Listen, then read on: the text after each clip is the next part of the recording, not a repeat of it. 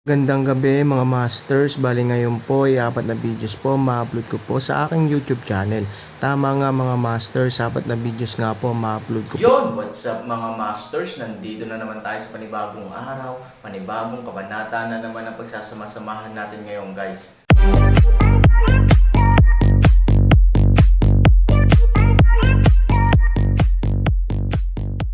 Bali mga masters, kung bago ka pa lang po sa aking YouTube channel, please click the subscribe button, lalong-lalo na po yung notification bell guys, para maging connected pa rin tayo sa isa't isa at maging updated kayo sa mga susunod ko pang video.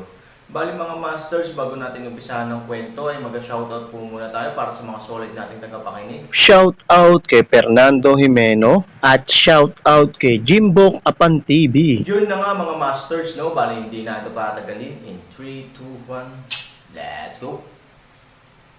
Mga master, magbabalik tayo sa pag-upload ng 4 na videos everyday simula ngayon araw. Salamat sa solid na pagsuporta mga master. Kabanata 3031 hanggang 3035.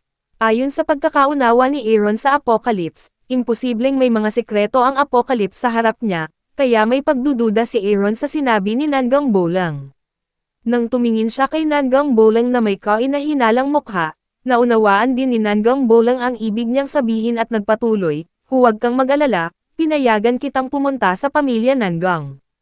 Hindi ito para maglagay ng bitag para sa iyo. Baka mas maintindihan mo ang Apocalypse kung nakita mo ang bagay na iyon."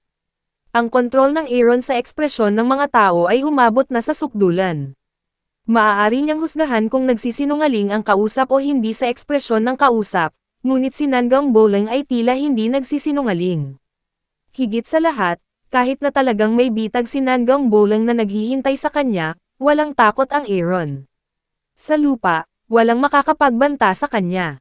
"Okay, I believe you. Pupunta talaga ako sa Nanggang family," sabi ni Aaron. "Kaya maaari mo bang sabihin sa akin ngayon ang tungkol sa Apocalypse? Anong uri ng pagkakakilanlan ka sa Apocalypse?" tanong ni Nanggang Bolang, bagamat handa siyang maniwala na ang Aaron ay ang pangunahing miyembro ng Apocalypse. Anong uri ng taas ang mayroon siya na higit pa kay Nanggang Bolang? 3,000 magaan na ngiti, ang isip ng taong ito ay napakabilis upang samantalahin, ito din kung ano ang impormasyon ay hindi account out, ngunit nais na malaman ang higit patungkol sa pahayag mula sa Aaron ay hindi magiging kaya hanggal na sabihin Nanggang Bolang. "Kapag nakita ko ang bagay mo, natural kong sasabihin sa iyo. Ang masasabi ko lang sa iyo ngayon ay maaari kitang dalhin sa Apocalypse, at matutulungan kitang gawin ang lahat ng gusto mo, basta't maaari kang magdala ng mas mahahalagang bagay sa hinaharap," sabi ni Aaron. Ang ganitong uri ng kondisyon ay napakapatas, sa magkabilang panig, at walang maghihirap ngunit dumating si Nanggang Bolang, ngunit wala siyang nakuha na hindi niya tinanggap. "Paano kita maniniwala kahit ano sa akin?" Nag-aalinlangan si Nanggang Bolang. "Kung hindi ka maniniwala sa akin, hindi ka lalabas kasama ko, at bukod sa pagpili na maniwala, mayroon ka bang iba pang pagpipilian?" Tanong ni Aaron. Ang pangungusap na ito ay hindi nagbibigay kay Nanggang si Bolang ay isang paraan upang patuloy na makipagtalo sa kanyang kasalukuyang sitwasyon ay talagang tulad ng sinabi ni Aaron, hindi magdududa si Nanggang Bolang sa Aaron. "Kailan ka pupunta sa pamilya Nanggang?" tanong ni Nanggang Bolang, dahil palitan lang ang gusto niya, natural siyang umaasa na maaaring lumitaw ang Aaron sa pamilya Nanggang sa lalong madaling panahon. "Pupunta ulit ako sa Yuncheng. Pagkatapos malutas ang mga problema doon, pupuntahan kita. Pwede ka nang umuwi at hintayin ako," sabi ni Aaron. Kumalabog ang puso ni Nanggang Bolang. Nakikinig sa mga salita ni Aaron, tila alam niya kung nasaan ang pamilya Nanggang. "Alam mo ba kung nasaan ang pamilya Nanggang?" tanong ni Nanggang Bolang matapos huminga ng malalim. "Siyempre," nakangiting sabi ni Han Sanchen na hindi lang niya alam kung nasaan siya, ngunit nakapunta na rin siya sa Nanggang Bolang. Hindi niya lang alam ang mga bagay na ito. Nakaramdam ng takot si Nanggang Bolang sa unang pagkakataon. Masyadong maraming alam ang Aaron tungkol sa pamilya Nanggang. Alam pa niya kung nasaan ang pamilya Nanggang. Ang isang hindi pa nagagawang pakiramdam ng krisis ay isinilang sa puso ni Nanggang Bolang, dahil ang kanyang misteryosong pagkakakilanlan ay tila ganap na malinaw sa harap ng Aaron. Ang pakiramdam na ito ay nakikita sa pamamagitan ng ginawa kay Nangang Bolang na lubhang mapanganib. Ang pamilyang Nangang ang pinakamisteryosong pamilya sa buong mundo. Paano mo malalaman ang napakarami? Hindi makapaniwalang tanong ni Nangang Bolang. Gumugol siya ng maraming oras at lakas para itago ang lahat ng aspeto ng pamilya Nangang. Akala niya ay nagawa niya ito ng perpekto, ngunit sa harap ng Aaron, ang pagiging perpekto ay ganap na nasira, at ang buong pamilya Nangang ay tila naging transparent. Napakahusay ng ginawa ni Nangang Bolang sa pagtatago ng impormasyon ng pamilya Nangang. Kung hindi pa nakapunta si Aaron sa pamilya Nangang, napakahirap para sa kanya na maunawaan ang mga bagay na ito. Ngunit hindi niya masabi kay Nangang Bolang na naroon siya. At ang kanyang kasalukuyang buhay ay muling pagsilang, kaya marami siyang nalalaman. Ang ganitong uri ng mga salitang walang katotohanan, hindi pa banggitin kung maniniwala si Nangang Bolang o hindi, kahit nagagawin niya, hindi sasabihin sa kanya ni Han Sanchen ang ganoong mahalagang bagay. Sa isip ni Aaron, sa mundong ito, isang tao lamang ang kwalipikadong makaalam ng sikreto ng kanyang muling pagsilang, iyon ay si Ivory. Hindi mo kasi naiintindihan ang kakayahan ko. Para sa akin, pula ka lang sa balon ang pamilya Nangang. Matapos sabihin ni Aaron ang mga salitang ito, lumapit sa kanya si Shi Jing mula sa malayo, nagkusa si Aaron na umakyat, halos dapat na ring umuwi ang mag-ina.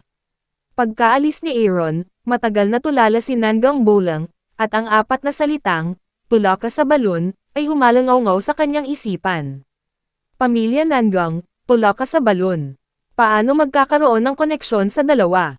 Hindi pula ka sa balon ang pamilya Nangang. Isa ito sa pinakamakapangyarihang pamilya sa mundo, at si Nangang Bolang ang namamahala sa napakagandang halaga ng ekonomiya. Sino ang kwalipikadong magsabi na ang pamilya Nangang ay pula ka sa balon? Ngunit nang humarap sa Aaron, hindi alam ni Nangang Bolang ang sasabihin, ano ang problema mo, Master? Pumunta si Zhong Changkyo sa Nangang Bolang at nalaman na si Nangang Bolang ay may mapurol na ekspresyon sa kanyang mukha. Hindi niya naiintindihan at nagtanong, si Changkyo, pamilya Nangang, ba ay pula ka sa balon ng walang malay na tanong ni Nangang Bolang? Ang pangungusap na ito ay halos gumawa ng Zhong Changkyo tumawa. Kung ang pamilya Nangang ay isang pula ka sa balon, ang balon na ito ay ang buong mundo, paano mo masasabi iyon, Master? Napailing si Nangang Bolang, huminga ng malalim at sinabing, hindi ako, Aaron. Si Zhong Changkyo ay mukhang gusto niyang magsalita ngunit tumigil. Sinabi ni Aaron na siya ay isang pula ka sa balon ng pamilya Nangang. This makes Zhong Changkyo not know how to refute, because in Zhong Changkyo's mind, Aaron's status is almost same as Nangang Bolang, so dapat reasonable ang sinabi niya. Pula ka daw sa balon ang pamilya Nangang. Siguradong may dahilan. Kung tungkol sa dahilan, hindi ito maisip ni Zhong Changkyo, ngunit hinding-hindi niya itatanggi ang pagkakaroon nito. Master, alam mo ba ang kanyang pagkakakilanlan? Tanong ni Zhong Changkyo, hindi ko alam, pero sooner or later, malalaman ko rin. Biglang nag-init ang mga mata ni Nangang Bolang. Aaron, anong pinag-usapan niyo sa kanya? Sa pag-uwi, hindi mapigilan ni Shi Jing na ma-curious at tinanong niya si Aaron. Bagamat alam ni Shi Jing na hindi siya dapat makisali sa mga bagay na ito, pagkatapos ng lahat, ang Aaron ay may kakayahan na pangasiwaan ang mga ito ng maayos, kaya't, hindi mo kailangang mag-alala tungkol sa kanila. Ngunit ang mga tao ay mausisa, at siya ay walang pagbubukod. Inimbitahan niya ako sa pamilya Nangang. Sinabi ni Han Sanchen kay Shi Jing kung paano pasimplehin ang mga bagay. Kung tutuusin, maraming bagay ang hindi niya maipaliwanag ng malinaw, kaya tinatamad siyang mag-aksaya ng hininga. Hindi pwede. Naging seryoso si Shi Jing nang marinig niya iyon. Sa kanyang paningin, hindi magandang bagay si Nangang Bolang. Pagpunta sa pamilyang Nangang, malaki ang posibilidad na nagtakda si Nangang Bolang ng bitag para sa Aaron. Kung sakaling matrap, paano makakabalik na buhay ang Aaron? Bakit? Tanong ni Aaron. Tinitigan ni Shi Jing si Aaron at sinabing, tanga ka ba para payagan kang pumunta sa pamilya Nangang? Halatang bitag ito. Kung pupunta ka, kaya ka ba niyang palayain? Ito ang piging sa Hongmen. Bahagyang ngumiti si Aaron. Natatakot ako na ang taong naglakas loob na mag-imbita sa kanya sa Hongmen Banquet ay hindi pa ipinanganak. Kahit na Hongmen Banquet talaga, talo ng kabilang partido. Wala sa panganib ang Aaron. Ma, sa tingin mo ba ay nangangahas si Nangang Bolang na gawin ito? Tanong ni Aaron. What dare you do? Natural na tanong ni Shi Jingyi. Alam niya kung anong uri ng tao si Nangang Bolang sa bibig ni Aaron, kontrolado niya ang kapangyarihan ng ekonomiya ng mundo, at may kakayahang labanan ang bansa. Mayroon bang anumang bagay na hindi maglakas loob na gawin ng isang tao? Of course he don't dare, kasi kung gusto niya akong patayin, siya ang mamamatay. I believe he knows that very well. Sabi ni Aaron. Sa pagtingin sa Aaron na puno ng kumpiyansa sa sarili, hindi mapigilan ni Shi Jing na makaramdam ng kaunting pag-aalala. And from Aaron's performance now, sobrang lakas talaga niya, halos walang kalaban-laban. Aaron, paano ka naging makapangyarihan? Si Shi Jing ay naging interesado sa problemang ito, dahil si Aaron ay isang apprentice ng Yanjun sect, ngunit ngayon ay halatang mas makapangyarihan siya kaysa kay Yanjun. Nay, nalampasan ko ang 2 channel ni Rendo at naging isang walang katulad na master. Nakangiting sabi ni Aaron. Sa ganitong uri ng mga walang katotohanang salita, nakaya lamang ito ni Shi Jing sa isang puting mata at sinabing, hindi ito ang mundo ng martial arts. Sa tingin mo ba ay napakahusay na hulong si Ma? Tumanggaw si Han Sanchen. Hindi ito ang mundo ng martial arts, ngunit ang totoong mundo ay mas hindi kapanipaniwala kaysa sa martial arts. Kung alam ni Shi Jing ang sikreto ng apocalypse at ang pagkakaroon ng mundo ng Xuanyuan, mas magiging hindi siya kapanipaniwala. Sabi ko, hindi ka naniniwala. Ano pa ang magagawa ko? Han 3,000 walang magawang paraan. Hindi na inaalala ni Shi Jing ang problemang ito. Alam niyang ayaw magpaliwanag ni Aaron sa sarili niya. Dapat may dahilan. Isang araw sa hinaharap, kapag hinog na ang oras, sasabihin sa kanya ni Aaron ang dapat niyang malaman. By the way, dapat nakabalik na si Lolo. Sabi ni Aaron. Si Shi Jing ay nasa parehong lugar. Anong ibig mong sabihin? Tanong ni Shi Jing. Naisip lang ni Han Sanchen na mali ang sinasabi niya, dahil para kay Shi Jing, namatay na si Han Tianyang, at ang cremation at libing ay nasaksihan ng mga tao. Hindi niya alam ang pagnanakaw ng langit ni Nangang Bolang at pagpapalit ng araw. Huwag kang matakot, hindi ito muling pagkabuhay. Hindi naman namatay ang lolo ko. Paliwanag ni Aaron. Paano to? Nakita ko ng sarili kong mga mata ang katawan niya. Paanong hindi ako mamamatay? Mali ang pandinig at totoo ang nakikita. Kung marinig lang niya na patay na si Han Tianyang, hinding-hindi ito maniniwala ni Shi Jing. Ngunit nakita niya ito ng sarili niyang mga mata. Paano magkakaroon ng anumang posibilidad ng mga variable? Sa katunayan, ang pamilya Nangang ang gumawa nito. Ang pamilya Nangang ay palaging itinuturing ang aking lolo bilang isang papay. Makikita mo na hindi siya patay. Ginagamot lamang siya ng ilang uri ng gamot ng pamilya Nangang, kaya patay na siya. Sabi ni Aaron. Hindi mapigilan ni Shi Jing ang paghinga. Kung malalaman ito ni Nangang Chenkyo, ano ang iisipin niya? Tinatayang walang mag-iisip na si Han Tianyang, na inilibing na, ay buhay pa. Kung babalik ang lolo mo, maaaring nagbago ang pamilyahan.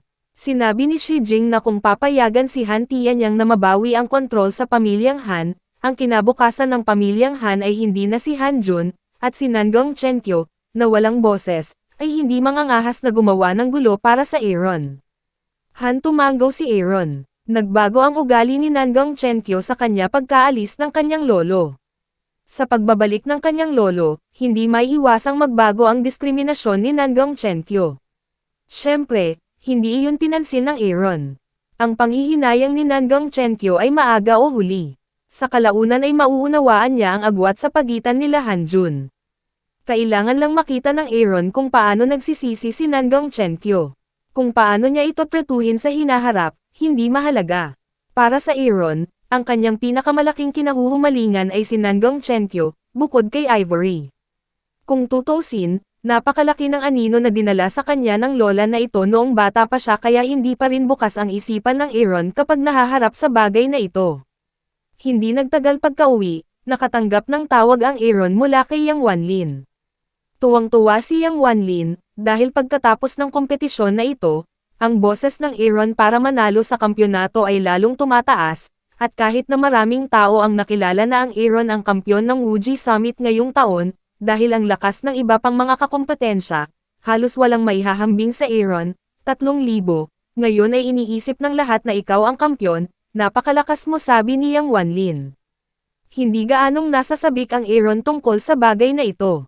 Mula sa sandaling nagpasya siyang lumahok sa kompetisyon, ang resulta ay tiyak na mapapahamak. Mamaya na lang malalaman ng mga to, parang ang daming aabandona sa kompetisyon sa likod ko. Tanong ni Aaron, sigurado iyan.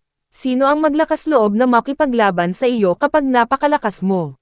Sa palagay ko maaari kang direktang lumahok sa huling sinabi ni Yang Wanlin nang nakangiti, kahit na hindi niya natanggap ang balita sa bagay na ito, ang sitwasyong ito maaaring asahan, at kapag unti-unting nakuha ang pagkakakilanlan ni Chongyang, mauunawaan ng mga taong iyon kung gaano kalakas ang Aaron, at natural na hindi sila maglalakas loob na maging kalaban ng Aaron. Okay, maaari akong huminto saglit sabi ni Aaron, or libre ka ba ngayong gabi? Gusto kang imbitahan ni Lao Zu sa bahay para sa hapunan, sinabi ni Yang Wanlin na ito ang layunin ng kanyang tawag sa Aaron, na ipinaliwanag din mismo ni Yang Bin. Para kay Yang Bin, kailangan pa rin siyang bigyan ng Aaron ng kaunting mukha. Pagkatapos ng lahat, ang pag-unlad ng Feng Chen ay nangangailangan pa rin ng pangangalaga ni Yang Bin, kaya pumayag siya. Yun na nga mga masters, no? Bali panibagong kabanata na naman yung natapos natin ngayong gabi. Muli, maraming salamat po talaga sa walang sawang suporta po sa aking YouTube channel na talagang inaabangan nyo po ang bawat upload ko po. Bali mga masters, magkita-kita ulit po tayo bukas ng gabi at ngayon po ay magpapaalam po muna tayo. Bali mga masters, bye-bye!